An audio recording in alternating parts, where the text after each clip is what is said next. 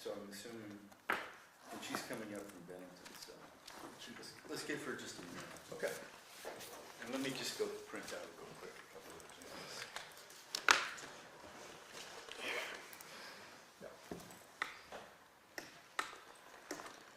We did our walk today on the tour bank, so we got these roads that go down on the podcast. Yeah. So to get enough in, we get it on one pocket. Yeah.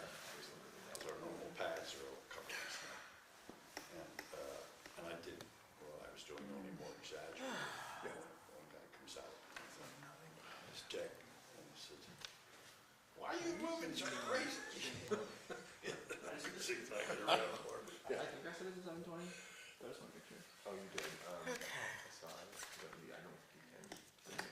You can. Good. I think we can also. Told Amy that Yeah, until just the. the perfect wife sign should be in here. Yeah. It was a great There we go. classic watering hole. Yeah. What are we gonna do with that building? I don't know. Which building? Is the sign The still? perfect wife. Oh, why, is something gonna happen to it? No, I was just saying Well, that the sign should it's- be here because. no. Because it still says the perfect wife. Yeah. Well, it should be here because it was such a classic watering hole for That's so true. long. Yeah. That's true. Yeah. It's just a nice building. It'd be nice if they could do something with I it. hope so. Yeah. You probably remember a lot. I mean, it was a more lot of space in there. There is. Yeah. The worst yeah. thing that can happen to a Cash. building, especially like that, Fleming. and where it's situated, is to stay I empty. don't remember Yeah. Mr. Foster's worst rental thing. shop. Which? Mr. Yeah. Foster's rental. I mean, that could No, make good housing. I have a clue, I've never heard. Yeah. Exactly. It's The huge. Harvest Inn, Yeah. of course. Converting it over would be a bit of a challenge, but Raise anything's insurance. possible. Right, It's like, right, it's a building, it has land. right. Gordon's just ran to print out some agenda. The That's where Fowler he ran. Agency. Say, I'm sorry? Gordon just ran to print out some That agenda. was Yeah. In the barn. Yeah. We. Hey, how's it going, everybody? When we bought. Who's that? Is that Judd. Judd? Oh, hey, Probably. Judd. I'm well, thanks. How are you? When we bought the Good. place next door, Oh, did you the press church. No, I didn't do anything. He just started talking. All of a sudden, Judd started talking, so we're like, what? What's that? So we gave it to the. Seth. Are we ready? Yeah, we're ready. You said you might want to wait for Kat, but Recording in progress. Oh, from Briggs. All right. Briggs was You married. want to call the meeting to order? Rice. Yeah. And has everybody had a chance to look at the minutes from the last meeting? thank you. Yes, and we're going to approve those meetings? I did, I moved to approve the minutes And I seconded as it. submitted. All right, Second Gordon. they are approved. Anybody see it? Agenda. All right, and the first thing we have on our, oh, I didn't hit the gavel, sorry guys. I'm down on that Consider it But gavel. you might want to ask us all to vote on the approval. Oh, that's right. Would you like to vote on the approval? Sure. All those in favor? Say aye. I, Aye. All right, no no's. It is approved. And we want to start with the discussion of the potential establishment of the Housing Trust Fund. I think the number 2 on the agenda was the review and finalize proposed mission statement. Oh, wait a minute. Here, Did you have a revise? we did. Oh, I didn't get the revise, sorry. Yep. Did you grab that one right there? Now I have it. Yep. Okay. So review and finalize proposed mission statement. And Ed, you had, Yeah, Sent I sent it to everybody, so they right, have plenty of time to look at it. And if you want me to make a motion that we adopt my suggestions, I'll do that for purposes of discussion. well, do we want to talk about it first? Does anybody have any comments? I've got a couple of comments, and the first one is, I think that whatever we do on the mission, I think we need to ask the select board to approve the mission. Because it's not, there's a little bit of confusion about what the select board has asked us to do or where we're going.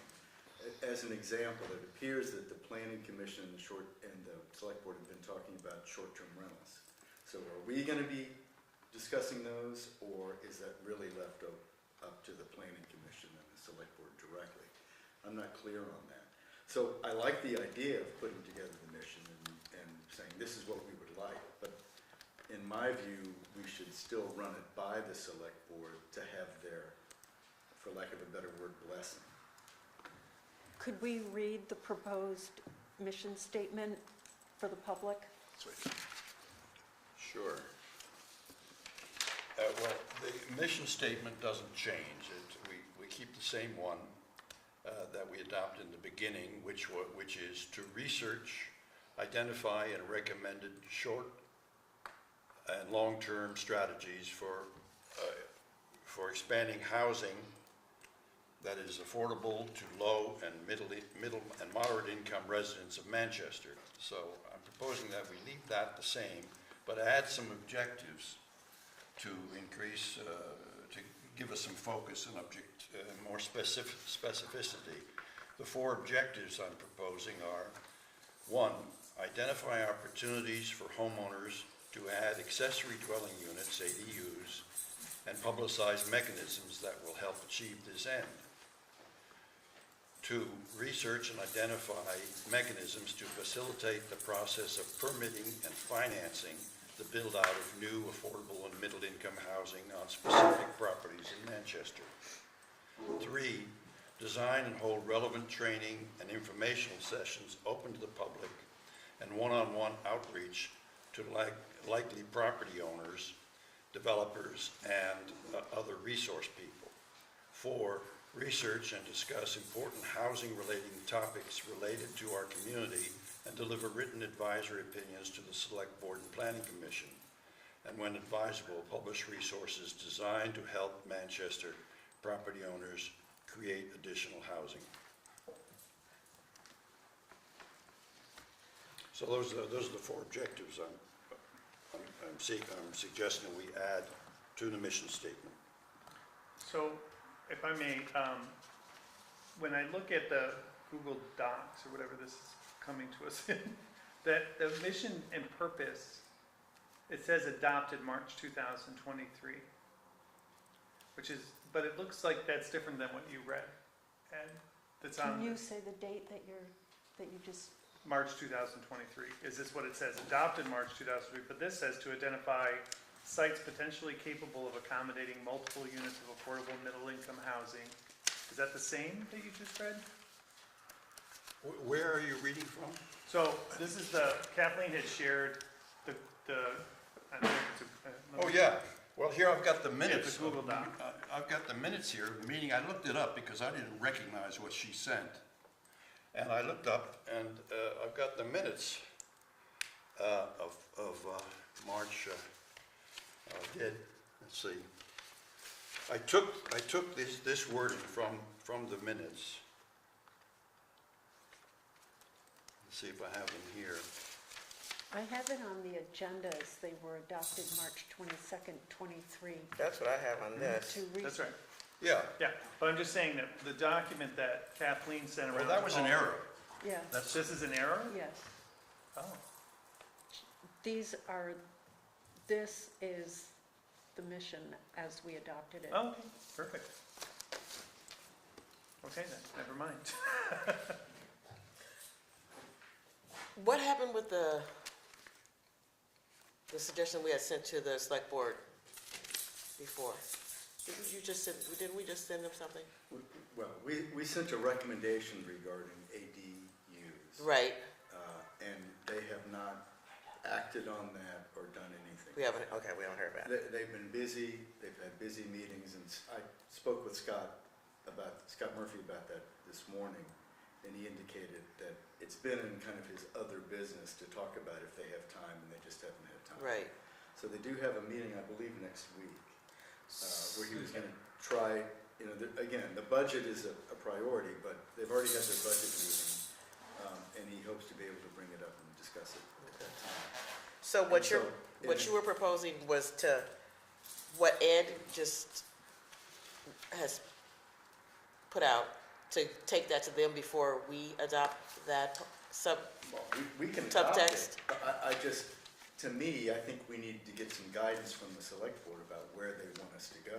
Right, And I don't wanna just Well, I'll spin alter. our wheels. We can say, this is what we would like to do. right, Yeah, But in the end, I think our authority is only as much as the select board gives us. And right. So what I'm saying is, should we show them this and Yes. say, how do you feel, either way? That's what, The good or the bad? that's what I think. Now, people don't have to agree with me. Right. But I think that would be the correct thing to do. Okay, Do we have to be an agenda item, or can we bring this up and say we're opening up the conversation when it's public comment time? No, it would be better if we were an agenda item. For sure you get on the agenda that way.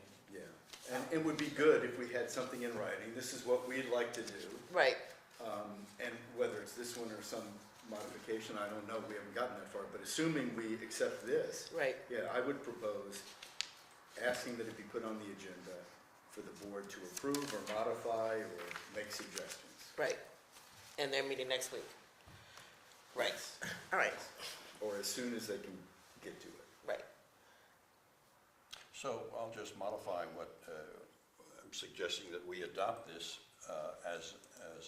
to propose for approval of the select board, that they're in agreement that this is what we should be working on. Does anybody else have any more comments about it? No So- comments. Who's gonna ask the select board I- when and if we can get on the agenda? I'll ask Scott tomorrow if we can get on the agenda. And if we approve this, I can hand him this document and say, this is what's been proposed. We'd like some guidance from the select board, get their approval as to what, both verifying what our mission is and what our objectives are. Okay. So do we want to vote on this? I move we accept the document prepared by Ed Morrow that includes the existing mission that was adopted on March 22, 2023, as well as the objectives, the 4 objectives identified on the first page in bold letters that he read aloud a few minutes ago. Right. There's a second. I second. So Then Gordon, we're you just said you moved to adopt them, did you mean that, or did you Oh, mean? no, no, I mean, You- well, I you- do mean adopt them contingent on the board approving them, the select board Okay, approving them. inconsistent with the. Or at least approve them for purposes of submitting them to the select board. To their, Okay. Right. right. So, should we have a vote on this? Yeah. All right. All in, what am I, sorry, I'm tired today. Those in agreement? Aye. Aye. And no nays. So we're good. All right. So let's go on to the third item on the agenda. And let's open it up for discussion. I don't need to read this aloud, right? Everybody's got it? Well, So- Oh, I'm sorry, Just- you're right. I'm sorry, public. Okay, discussion regarding potential establishment of housing trust fund. What is it and how could it be used? So this grew out of the discussion we had 2 weeks ago, I think, where we talked about getting people here from the housing world to talk about how to, and so I made contact with the League of Cities and Towns, Josh Hanford, who was the very recently former Commissioner of Housing and Community Affairs and is now with the League of Cities and Towns. And Gordon and I got on the phone with him, what he's suggesting is that and the goal would be, I think, to set this up for our next meeting, to have Josh and a couple of people on the screen, doing this remotely, but to really, the more we talked about it, the more we landed on that it might make sense to really explore a housing trust fund, which is one way to put it, it's a revolving loan fund. There's other ways to think about it, Gordon, you wanna, but Yeah. to have them really talk with us about how that could work and how it has worked in other communities. And then the goal might be to then, in fact, the way we left it, at least conceptually, is that we would do this with us, invite the public, anybody who wants to come, but also then get that on the agenda for the select board. The same thing with them having Josh on the screen and having a discussion, having Josh and the people do a short presentation about what Housing Trust Fund is and how it might work. What's his last name, Joshua? Hanford, Hanford. Yeah, And I I guess I'd forget also what it was point out about. that one of the reasons this came up was in the context of selling the Depot Street property that the town owns, which are 301, 324, or 321, 341, the J. Crew building and that, where Shires originally was exploring building some housing.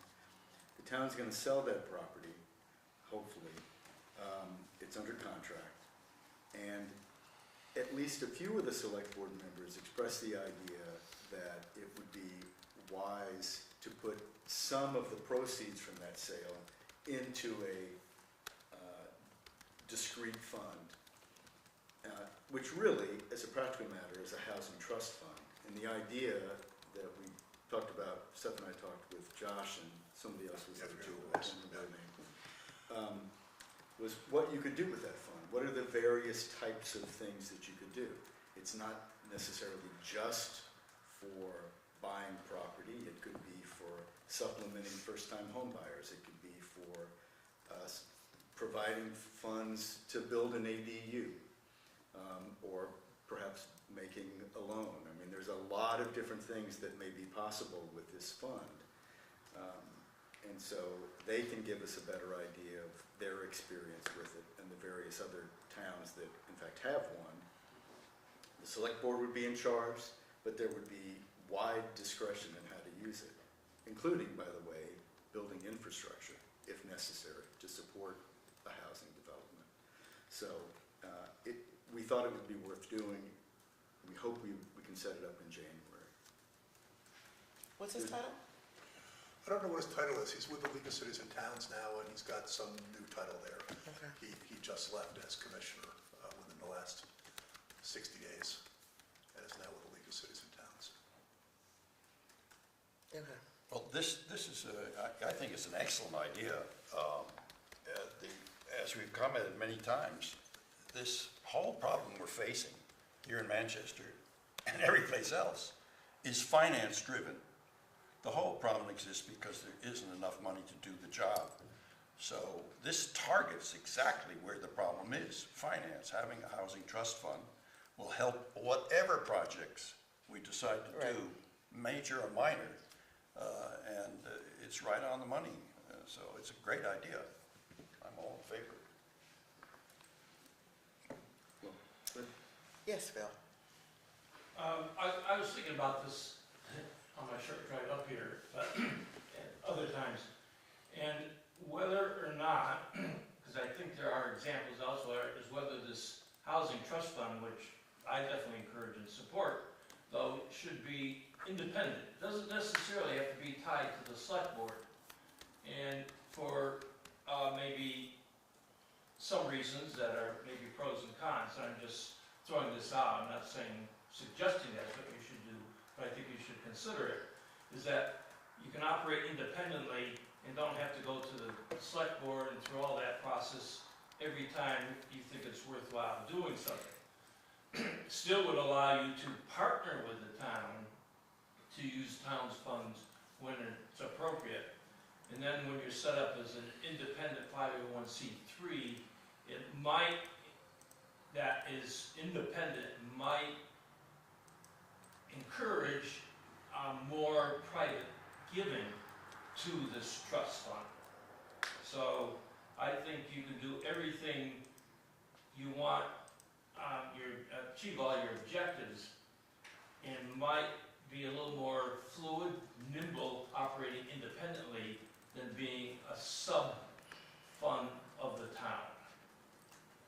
I just tossed that out there, and I could be wrong on that perspective, but there are a number of trust funds that operate independently around the state already, such as Wyndham. There's a couple up north, and I have worked report to the Wyndham Housing Trust, and, you know, they just did what they felt was right to do. There are different models, and I think we can explore those with it, Yeah. and I think that's what you're suggesting is valid consideration. Yeah, I just assume it would Yeah. probably require a vote at the town meeting Right.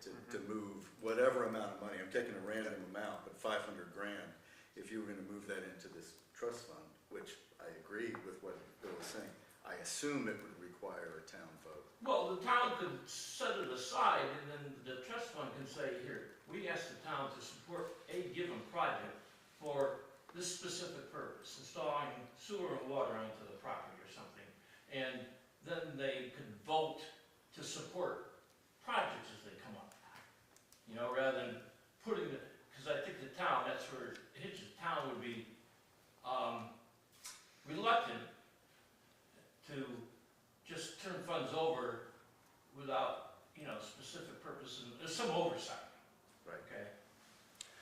Okay? I think Bill's onto something. I agree completely. It need not the whole amount that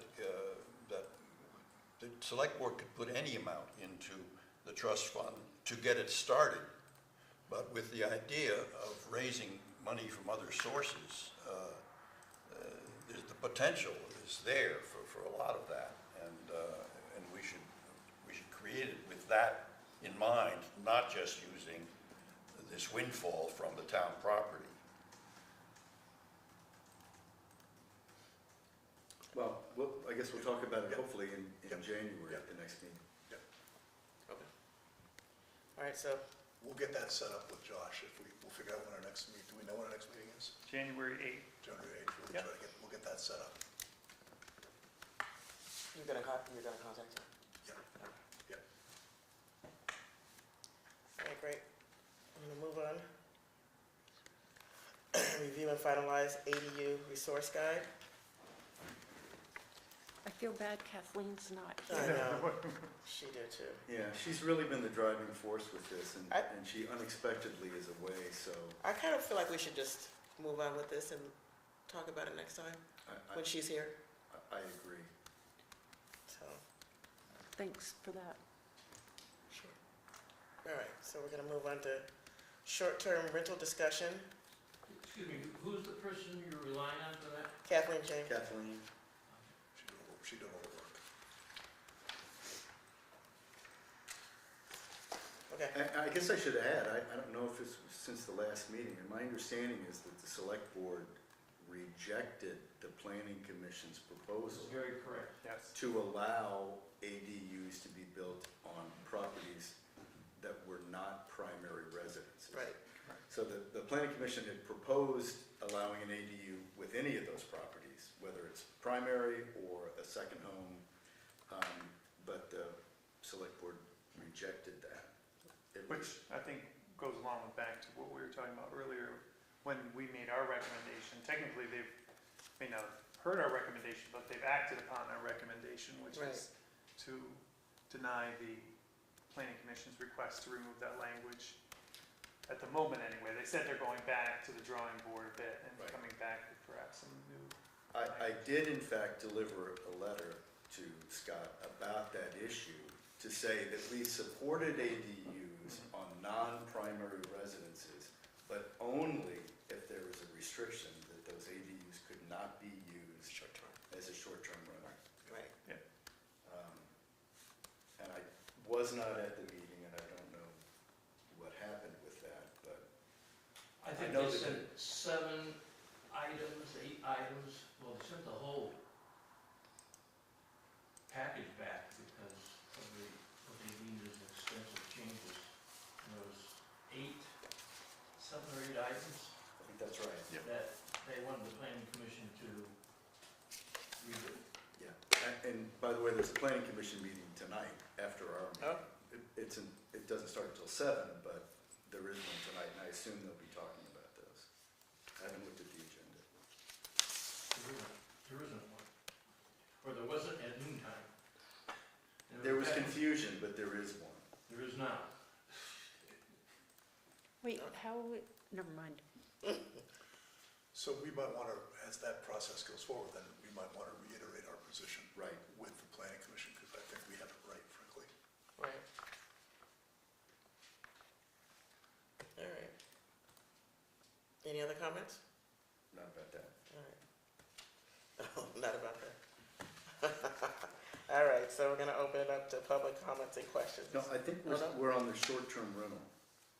Are we, did I squeeze past that? Maybe I didn't wanna talk about And it. the only thing I would point out is, definitely since our last meeting, it's interesting, I don't know if everybody's had a chance to look at this, but the village, at least the trustees, have adopted a short-term rental ordinance requiring registration and requiring compliance with a variety of kind of rules typically seen in a bed and breakfast or a hotel. It's a $300, It's $300, yeah. I guess, annual fee. It actually didn't say that clearly, but I assume it's an annual fee. They're gonna have a short-term rental officer who is supposed to be in charge of enforcing these provisions. They have,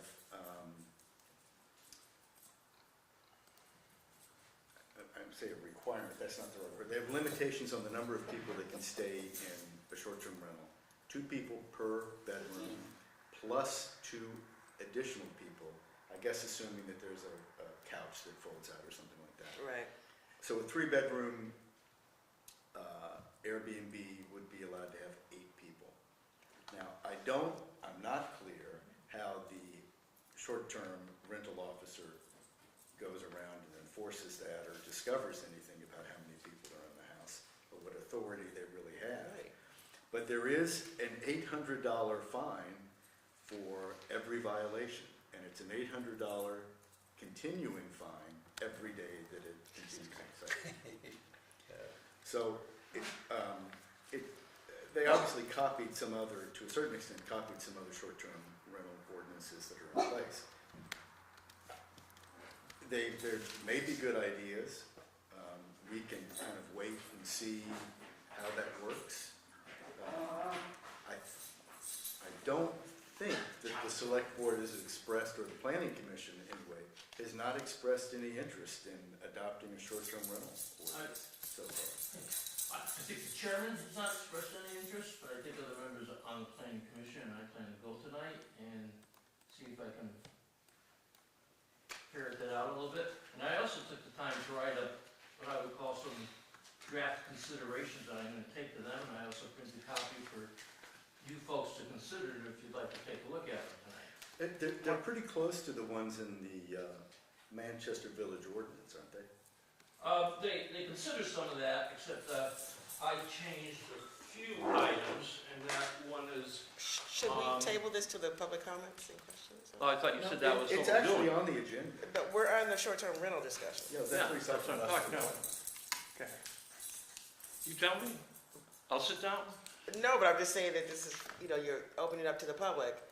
And so what I'm saying is Oh, this I should be a public, this should be for the public, part of the So discussion. if you're done and we go into public, So that's then what, I just wanted to be, That's fine. follow the proper steps of this meeting. So if we're done with that short-term rental, then we can open up everything to the public. Sure. Okay. Hey, So has we're gonna, everyone seen, oh, sorry, I was just gonna ask, has everyone seen the ordinance and had a chance to read it? I've seen it. the one the Yeah, village it's- adopted? Yeah, it just came out. You know, they passed it by me. This past Yeah, I'm looking at the Manchester Journal today for it. It was, I thought it was interesting, and I thought they had some good ideas in there, and I liked the certain limits on capacity and stuff, just trying to keep things safe. So it'd be interesting to see kind of the select board's take on that, I guess, and if they'd be interested in anything like that. I was trying to put the ordinance in chat, but I realized there's no chat feature on this. I also want to bring to the chair's attention that Tom West, who's joining us virtually, has a question. Okay. But we're still not at the public part yet, right? So You it's can move on to it, So we can move on to it, but I'm just, well, let's clear this up. Are we done with the short-term rental discussion. discussion? Well, Yes. a point of order on this, it seems to me that in meetings like this, if we're on a specific topic and a member of the public wants to talk, wants to question that particular topic, that's perfectly legitimate. And We then- haven't done that before for other folks. We have stopped them and we made them wait until Oh, really? public comments. Okay. Yes, we have. All right, then I stand So- corrected. I think that, well, I know that Melanie is correct on this. At the beginning, to try to keep the meeting down to an hour, we did limit public discussion until the end when there was a chance. Oh, I to see, talk. okay. But that's when we had a lot on the agenda. Right. We were trying to get through a lot of things. So Right. it's really up to the chair on this one, I think. So the chair would like to keep it going like it's been because, I don't want people to think we're being unfair, like we let some folks speak and then we don't let others folks speak during the meeting. Okay, So good. why don't we just keep it going, and we're done with this anyway. And so now we're gonna open up to public comments. And you were gonna speak first, I believe, because you were talking, and then we'll talk to Jonathan. How's that sound? Sounds good. Okay. Okay, so I'd like to address two things now. I'd like to address the public comment piece, because what Ed proposed is how the select board runs their meetings, and, you have a topic, I think that's the time to have a little back and forth, to exchange information, and if you have 3 or 4 or 5 topics on your agenda, and then also forcing the public to wait till the end, and if you have enough time or not time, I think you lose the continuity of the topic. That's a perspective, okay? And the select board runs their meetings with, the board does their conversation and any comments or questions from the audience on that topic, and then moves on to the next. I personally think that's a better format, but that's your call. Initially, Bill, just to be clear, I that heard. we were squeezed in so that we had a 5 to 6, we had 1 hour, and there was a 6:30 meeting scheduled right after, so we really had to be tight with our time. I hear you. That's fine. Well, but nothing is contradictory here. As you say, it's up to the chair, and if we wanted to, we're not bound by Robert's rules here. We can have both. We have a public comment period, and if the meeting if the agenda is full, and we see that we're gonna have to wait, keep public comments, because there's a lot of people out there, we reserve that for the public comment period. But if the meeting is such that we can allow the few people who are in the audience to comment on the topic at the time, we can do both. The chair's already said what the chair's doing. We're waiting for public discussion that when it's on the agenda. So, I wasn't suggesting for tonight, it was just, this was part of the discussion. And, right, I understand that, but that's just, Fine. so. Okay. The other was, to help conversation along with STRs, I did write up some proposals to take to the Planning Commission, which covers the points of STRs. I have a copy for everybody What you get? tonight, as a starting point for discussion. And I'll be glad to go over them with you. But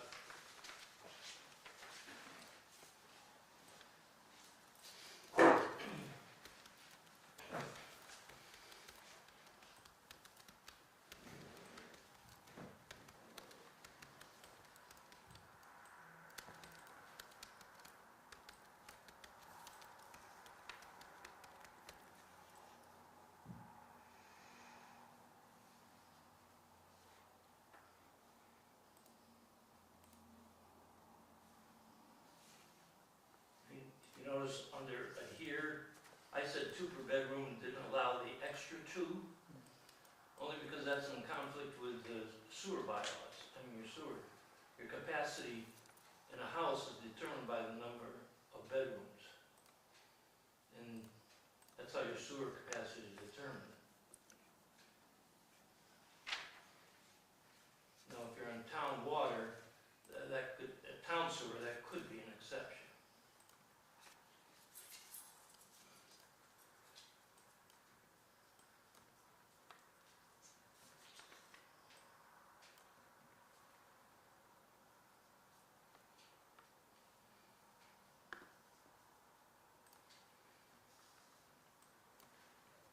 I know, just looking at it real quickly, the village, one of the requirements, and this was true, I know, for the Woodstock ordinance, there needs to be somebody nearby who's responsible for the property, so a caretaker. The village ordinance says they must live within 30 miles of the house. Bill's got 15 miles. And, you know, I think you gotta be readily accessible, is the key thing, if there's an issue. yeah, it doesn't have to be the owner, but it has to be somebody who Innate. is available so that if either the short-term rental occupants or the short-term rental officer needs to contact somebody, they have somebody and they can be there quickly. I guess that obviously is the theory there.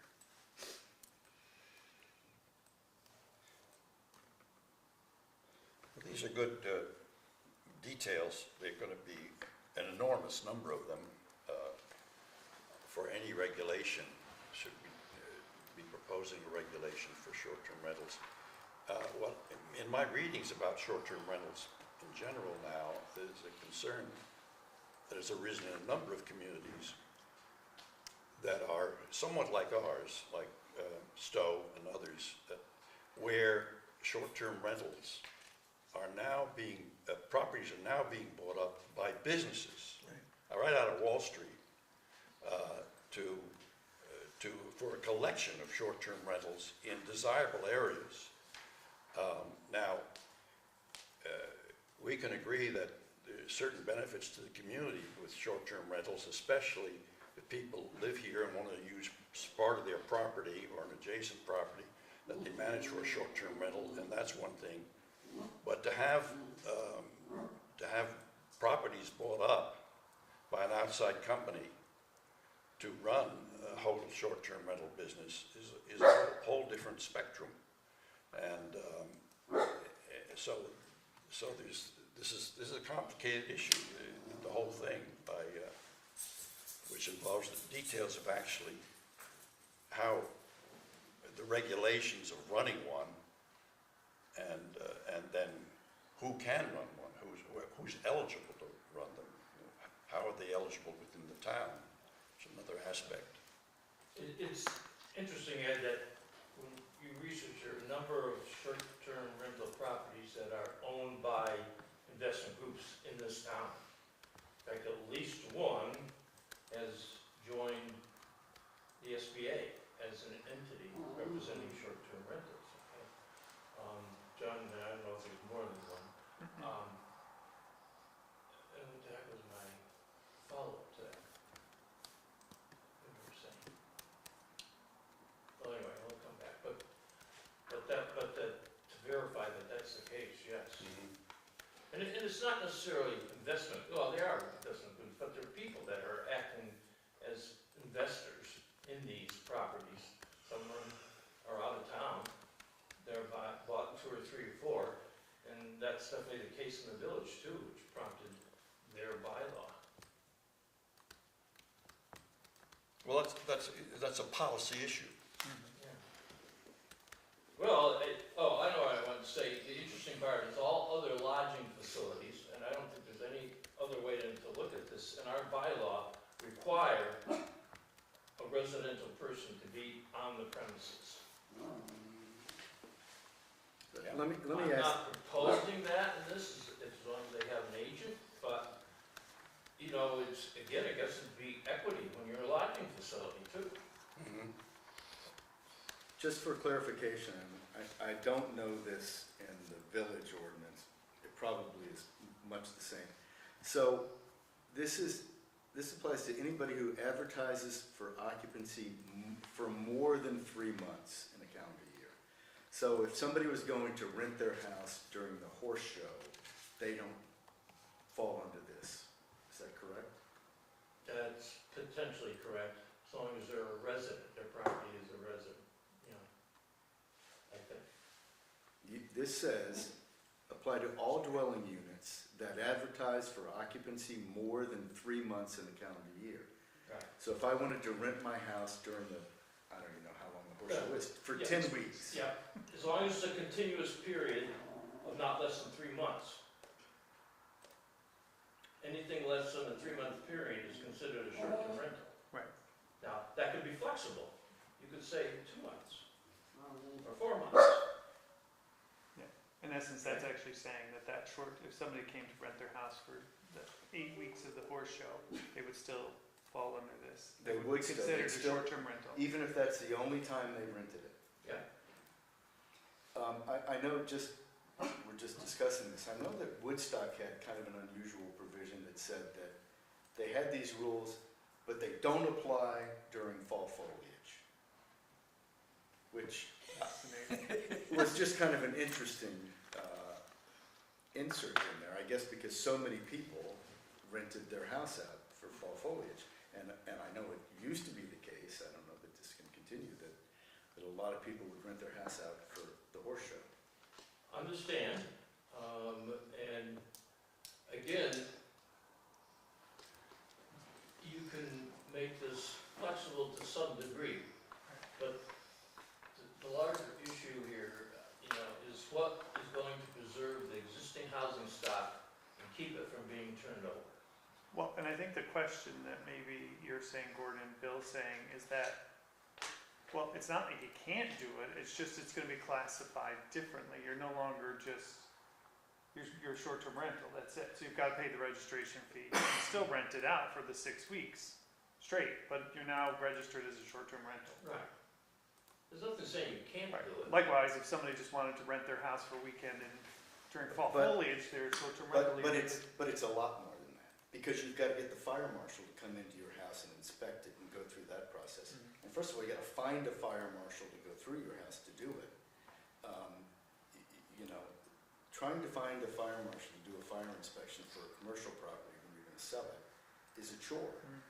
And when towns suddenly start saying, oh, by the way, we've got 200 properties, or we've got 100 properties, we need you to come down and inspect. I mean, I don't know what the personnel is. I mean, Mike Jakubowski, not Mike, Matt, his brother Matt, has been doing this forever. I don't know how many personnel they have. I don't know what the realistic chances are. And I also don't know, and I'm not taking a side, because I do think there needs to be something, but if a fire marshal goes into a place to inspect it like a hotel, are they looking at some of these buildings and saying, wait a minute, these windows aren't the right size for ingress and egress in an emergency? Yeah, why shouldn't they? That's a serious issue. If something happens and there's a code violation there and you're housing people, even the town could be in problems for that, for allowing that. And that's the reason for collecting this registration fee between the village, maybe surrounding towns. You could hire somebody that acts as a code inspection person. Yeah, the same, one kind of lodging facility has to abide by those same rules that you're talking about, and short-term Airbnbs don't have to? That doesn't make any sense. Well, I can tell you what the fire marshals do in our Rutland apartments. And they come in, every time I have a turnover, the fire marshal has to come, and he'll look at all the outlets to make sure they're functioning properly, especially the GIF, the self-tripping ones in the kitchen and any bathroom. He'll look at the dates on the smoke alarms and make sure they're up to date, and because there's some that are obsolete now, and look for appropriate fire extinguishers where they should be. Each apartment has to have one. Some have to have two. And if he sees anything else, that's if somebody's left a bunch of stuff in the hall that might obstruct the stairwell, those are the kind of things they look at. So it's not an annual thing, it's each time a person moves Each out? time is a transfer. Wow. But that's for apartments now, maybe. I don't know. I think it would be problematic if you try to do that with a short-term rental.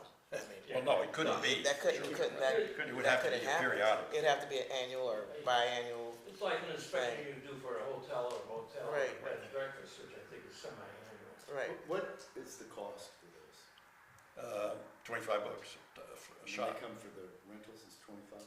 Mhm. Well, that's not that bad. Do you know what it is for a bed and breakfast? With the state, no.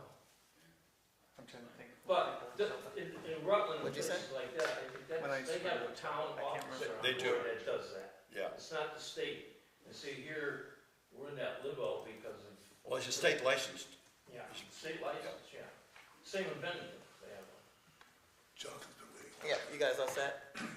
All right, you have something, Jonathan? Yes, can you hear me okay? Yes. So to start, my name is Thomas West. Oh, because I think you said Jonathan, I saw Thomas. It's okay. Sorry. I think it's Thomas West, but it's okay. So Melanie, I really want to thank you for trying to stick to the agenda and waiting to allow public comment towards the end, the beginning and the end. And I say that not because this is happening in this particular meeting, but the select board was given as an example, the planning commission was given as an example as to individuals being able to have a discussion back and forth depending on what the topic is. But I have to say, it becomes incredibly distracting, for a lack of better words, rude, when you have individuals piping up kind of randomly without, getting permission from the chair to talk. I just wanted to thank you for doing that, even though it sounds like you got a little bit of pushback, so I really appreciate that. The second thing, as someone who bought our house well before the pandemic, I do, have concerns about, and I know this isn't necessarily the task force, this may be more of a planning commission and select board thing, but I do have some serious concerns about individual homeowners, regardless of whether or not it's a second homeowner, being told exactly what they can and can't do with their home, rather than focusing an ordinance on corporations or hedge funds. I have to say that the Democrats in the House of Representatives have written a bill that would specifically restrict hedge funds from buying individual homes, because that is an issue around the country. And I also say that understanding that short-term rentals are having an impact on the housing availability here in Manchester. I think that that's become an easy thing for individuals to look at as a quick fix, rather than looking at the more complex problem of why housing has become such a problem here. Looking at the diversity of housing, the available options, rather than simply workforce housing. Because to be frank, we can't hire dentists or doctors in the area who may be looking at $500,000 to $1 million homes. And that also has an impact on the most historically underrepresented group here in our community, who are individuals who are looking for a dentist or a doctor who will accept Medicare and Medicaid. If there isn't a dentist in town, then individuals like my brother, who's on Medicare, can't get a rotten tooth taken care of. So I say that with this particular notion in mind, that I really want the individuals of the task force to take into consideration that not everyone who is listing their homes on Airbnb or Vrbo or whatever the sites are second homeowners.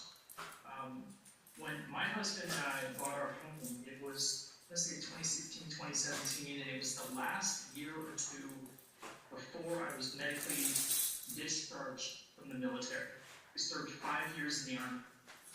And without the ability to rent out our home on Airbnb,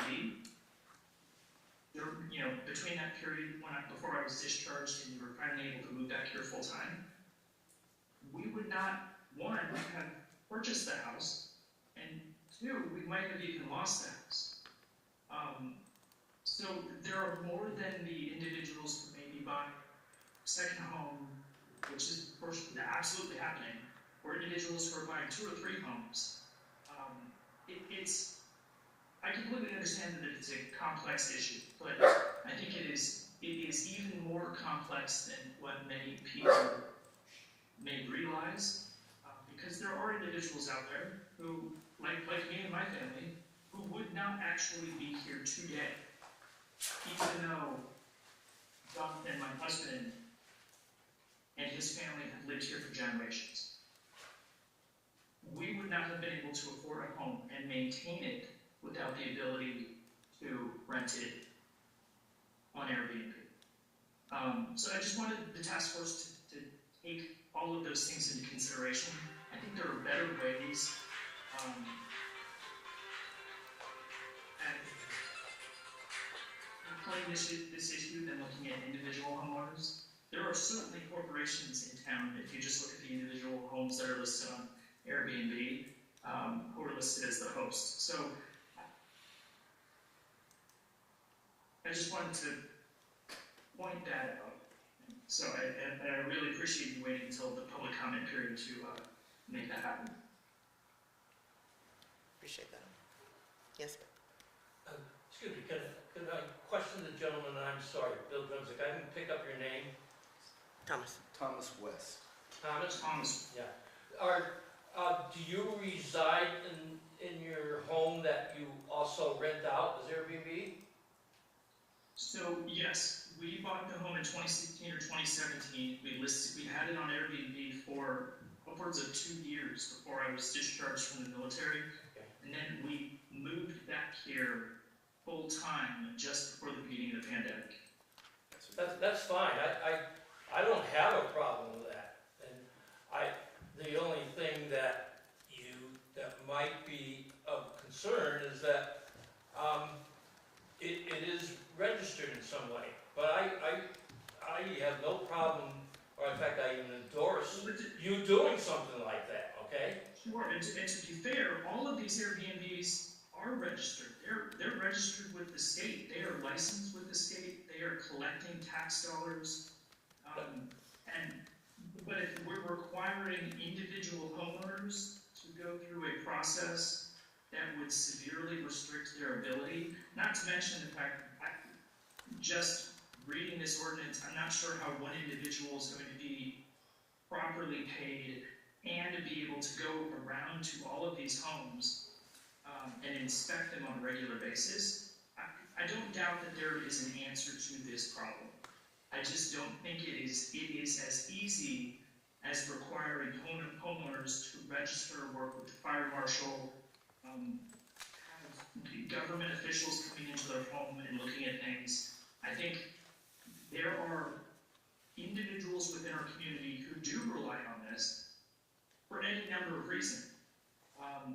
And I wouldn't doubt that there are more individuals just like me who at the time were trying to maintain their primary residence for whatever reason, and this was something that was allowing them to do it. I just think that focusing as a task force, the Planning Commission, the Select Board, on short-term rentals, which again, I don't disagree is somewhat of an issue, I don't want to sound condescending, but it seems like the easy way out. And again, my family, a multi-generational family, my husband and my 4 children would not be living here. We have an income of over $200,000. Some of that untaxed because of how our children came home to us. With that in mind, we would not be living in Manchester today. Not only could we not find a rental, but we would not be able to have bought a house.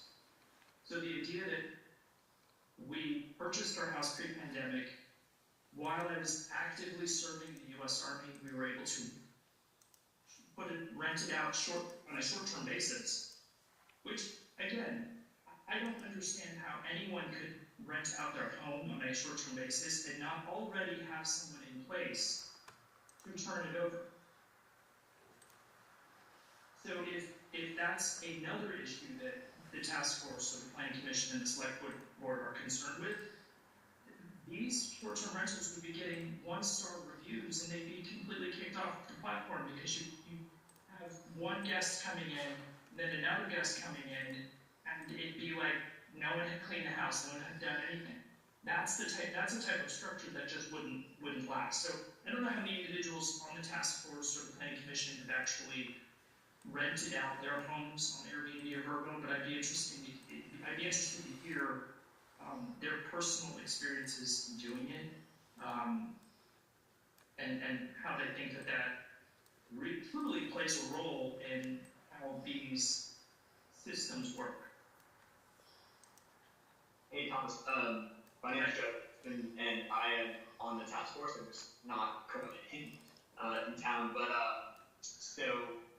we do own a home in town and do Airbnb it out from time to time.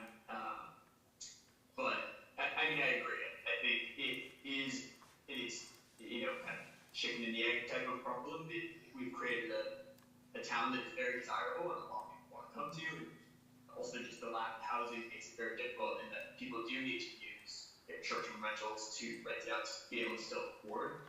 I think that the registry and some of these things, I think if done right, would not restrict any of that. And so I agree. I don't think we would want to be preventing people from feasibly doing that. I think it's more of just trying to keep it somewhat in check and kind of monitor a little bit for safety and making sure that kind of things are done properly. But I mean, I also hear you on the, be able to keep a certain rating, all of that as well. But I just think that nothing that the registry, in my eyes, has done.